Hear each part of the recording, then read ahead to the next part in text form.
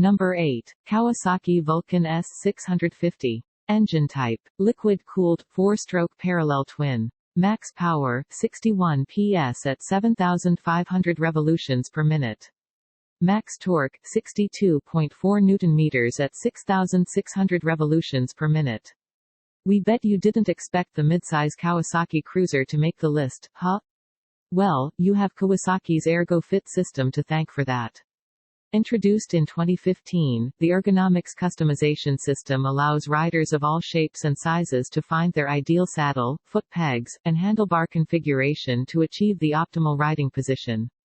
The rider 1 to 3 settings modify the reach from reduced to normal to extended for a total of 18 possible configurations, including a few combinations adapted to riders 6 feet 1 inch and taller. Combined with the fact that the bike is a bit of a sleeper, it's a lot more fun than you'd picture a Japanese cruiser to be, and the Vulcan S absolutely deserves its spot on our list. Number 7. Ducati X Diavel. Engine type: 4-valve per cylinder, desmodronic variable timing, dual spark, liquid-cooled. Max power: 160.4 PS at 9,500 revolutions per minute. Max torque: 127 Nm at 5,000 revolutions per minute. Does it really surprise you to see the X Diavel on this list? One look at the bike tells the whole story. It pretty much looks like it's been stretched out, which gives long limbs plenty of room. The seat is set at 29.72 inches, which doesn't sound ideal, however, consider the ergonomics.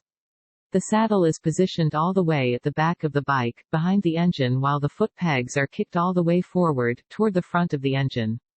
This allows the rider to stretch their legs out. While the rake angle is pretty wide, the handlebar is fairly short and wide, which accommodates long arms really well.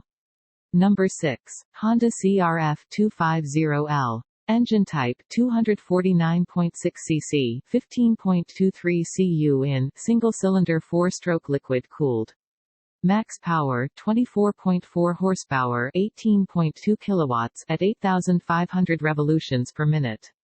Max torque: 16.7 pound-feet, 22.6 Nm at 6,750 revolutions per minute. Sure, we could have listed the Honda Africa Twin instead, but we didn't want to be too obvious with our recommendations. The Honda Dual Sport lineup, which includes the CRF 250L, CRF 450L, and the XR 650L, are actually equally good options to consider if you're looking for a little more versatile type of ride. We chose the CRF 250L instead of the two bigger models for the following reason. First of all, with a saddle towering at 34.4 inches, don't be fooled by the 250, it's not that small a bike. Both the CRF 450L and the XR 650L are taller 37 inches, however the distance to the foot pegs is almost identical on all three models, roughly 24 to 25 inches. In addition, the CRF 250L has been recently upgraded contrarily to the XR 650, which is one of those 90s relics carried over the decades virtually unchanged. The 250 is also half the price of the 450, so if you don't have $10,000 to put on a straightforward dual sport model, then the CRF 250L should be your pick. Number 5. BMW R1250 GS. Engine type: 1254 cc air, liquid-cooled 4-stroke flat twin engine. Max power: 136 horsepower, 100 kilowatts at 7,750 revolutions per minute.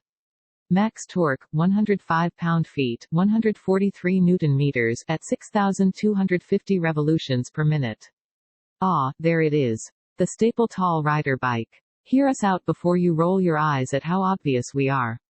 Of course, the BMW R1250 GS is your quintessential big and heavy adventure bike, we know. Any ADV is a good pick if you're tall and into that sort of thing, but we picked the GS specifically for several reasons. Of course, there's the adjustable saddle height that can go up to 34.3 inches, even up to 35.8 inches with the adventure model, but the bike is also tremendously comfortable.